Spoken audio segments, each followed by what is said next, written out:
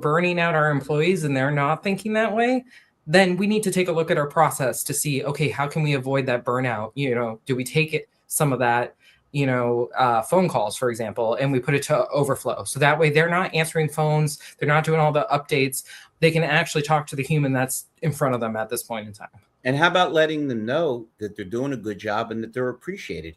We constantly, in all industries, but particularly ours, underestimate how far a good word, a little bit of goodwill can go. Oh, yeah.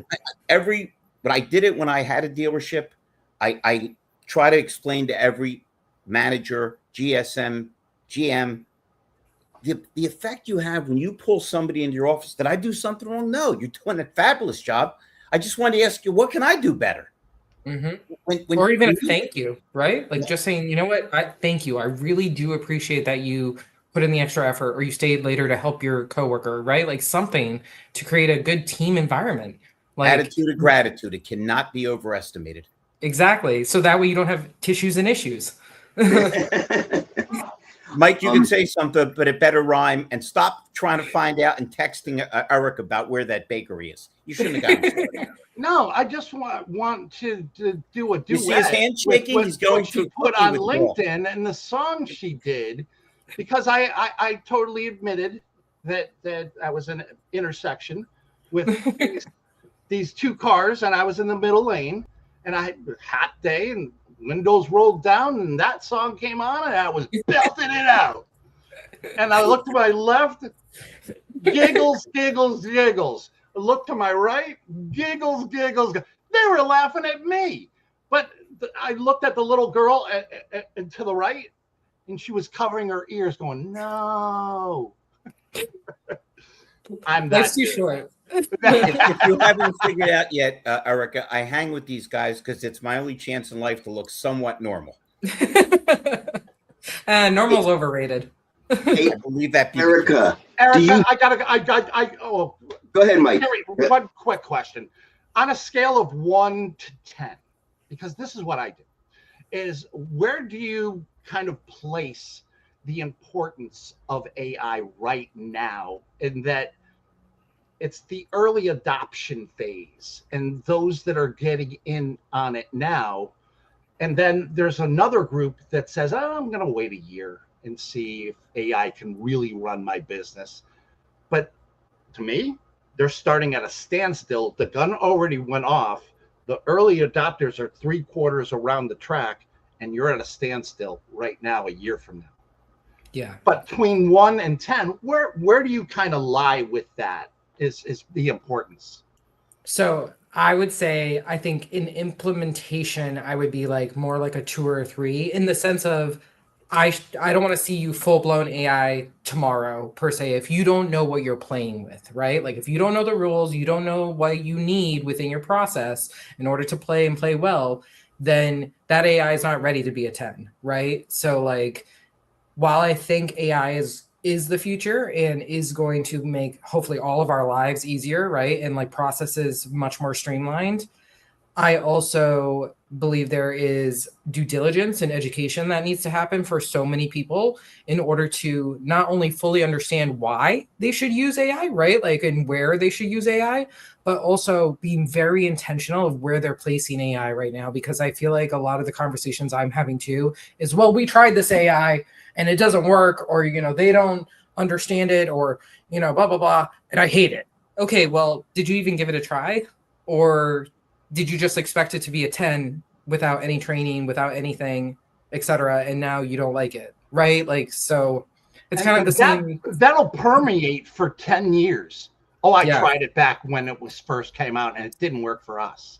Well, it's like social media. Social media, yes. Go on. I was just gonna say, so it's so funny. So many people are like, "You're really good at social media." I was like, "Honey, child, I've been doing this for like 20 years, right?" Like, I was like of the generation with the selfies and this and that, like, because that's what we learned and that's how we grew up, right? It was the original IG where all you had was maybe a filter, a single filter, and you were like, hopefully, in my grainy, Motorola picture, you can see my, peace sign. But like, the other part that for me, I'll say it this way. Social media is a connector. AI is a connector. You just have to learn it in a different way than social media or marketing or whatever it is you were doing prior, right? And so that's the part that I would love to see more education available to so many people, because that's where you're going to have to direct AI, is that educational piece of like, this is how we do it. This is where we do it. This is why we do it. Right. I feel like that's probably the biggest question that I ask so many people is like, well, why do you do that? Why is it that way? Why should they do it versus someone else, you know? And all of a sudden they're like, God, you ask why a lot. I'm like, yeah, because I'm trying to figure out where your building blocks are. Right. Because I can't build a wall if I don't have the right foundation, right? Like it's gonna fall apart. Right. But the one thing I ask everybody, and I'll let Gary answer my question, is go to Google and type in Gary. EEAT. Expertise, experience, authority, and trustworthiness. That's what Google. I feel like Yoda. Well, I was going to take a picture of you last night eating and saying he's eating a hot dog. EEAT. And I said we didn't take any pictures. We didn't do anything last night. So we blew it. We blew it.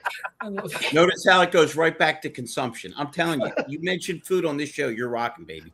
Erica, do you do a lot of business in Maine with the dealer groups in Maine?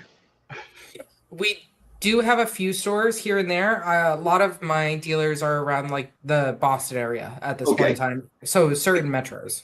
But what I will say is, in my experience, I've done some traveling and I visited a lot of dealerships in Maine.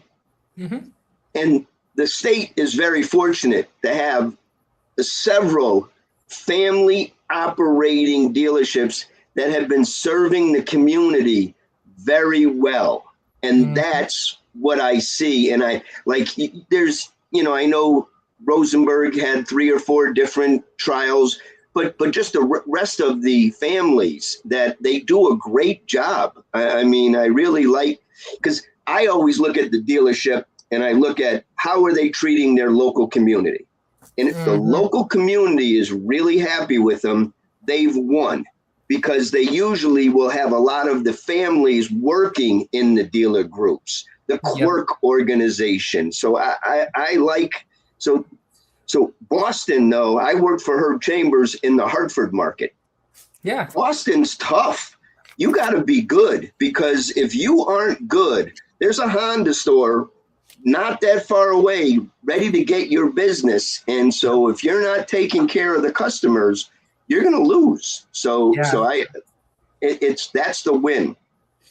I love that, because for me, growing up in a family store, you know, I tell dealers all the time that are family owned or independently owned, I'm like, why are you not talking about that? Why are you not talking about your community and what you do? Because I will never forget, you know, going to like a local baseball game, right? And like seeing my grandfather's sign on the baseball field of, hey, you know, I sponsored these lights. And it's like, well, why would you do that? Because that's the right thing to do, Erica, is what he would tell me, right? Like nothing other than just the sheer fact that that's the right thing to do. Because I have no idea which one of those kids on that field could end up working for me someday, right? Like giving that opportunity to the next generation. And so that's the thing that I think the dealers in this country do the best job. And I'm so grateful that I not only grew up in that area, you know, and learned how to really be someone who's good in this industry. But, you know, I think as I've gone across the country and, you know, worked with dealers across the country, there are so many beautiful dealer relationships in their communities that, again, like maximize on that. Why are you not talking about that? And that's a thing I think the Subaru brand does really, really well with their Love Promise. New England still has that family-owned legacy. And they haven't allowed the big players to come in, like the Lithia and the Group 1. I mean, I know with Rosenberg, but mostly there are still family-owned and operating dealer groups with multiple layers of family, and that's great. And exactly what you just said. They should be talking much more about what they're doing and how their families and generations and mechanics and people working in the service department, they need to spend more time talking about that. And some dealers are doing a wonderful job with social media now, and they're talking about their people and they're showing their customers, and that's wonderful to see. So there is a lot of positivity with the family groups doing the right things for their local community.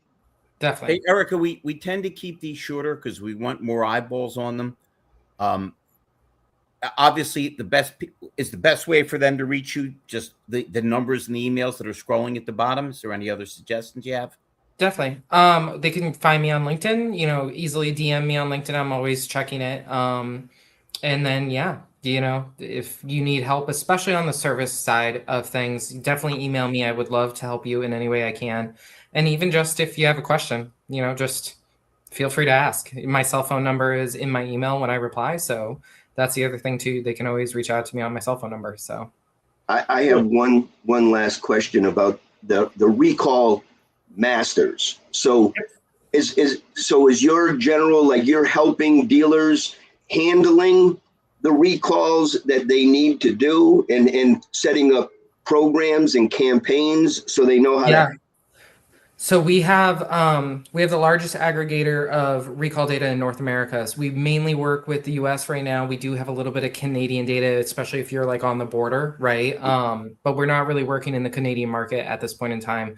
But really what we do is, we started with recall communications to help recall completion rates for all OEMs. But we take it a step further. It's not just like a, mail piece. It's also text messaging, emails. And we have a contact center in Florida that is staffed by all humans, no AI, that answers all the phone calls. And we also have service marketing that can go on top of it as well. We have gift cards that we do in a quarterly program to help drive service effectiveness, especially when it comes to lost customers, and prospect customers. Awesome. Great. Erica, I'm going to reach out to you through LinkedIn. I'd like to talk to you some more. I think we can do some stuff together. We can't thank you enough for being on. We'd probably like to have you on later. Yeah, we want to have some more conversation with Erica again. It was great. And Mike is going to reach out to you as soon as the show's over to find out where that bakery is. Hey, come up to Maine. We'll have some fun. I'm local. Let's go. Let's do it. I'm down. Let's go. Hey, his aunt was broken down on the road. He waited for AAA, but you got cookies. He's on the way. Hey, but have you ever heard of Sue's Seafood in Kennebunkport? So not in Kennebunkport, but the one in Portland closed. Oh, we'll see. Because my daughter, one time I drove up to Maine to visit a few dealerships, and my daughter was determined to have lobster for her birthday. So I came and dropped off like a cooler and said, can I come on the way back and pick it up on my way home? And it was great. So we were able to get our lobsters. And I got the best lobster roll for you in Ogunquit. We'll go to Ogunquit. Awesome. Yeah, the marginal way. If you need help in service, if you need food ideas, Erica Bruno-Martin. Erica, we're going to talk to you soon. We can't thank you enough for being on the show. Thank you, guys. Everybody listening, stay healthy. Nice meeting you, Erica. So nice to meet you. Have a great weekend, everybody. Go USA. Absolutely. Yeah.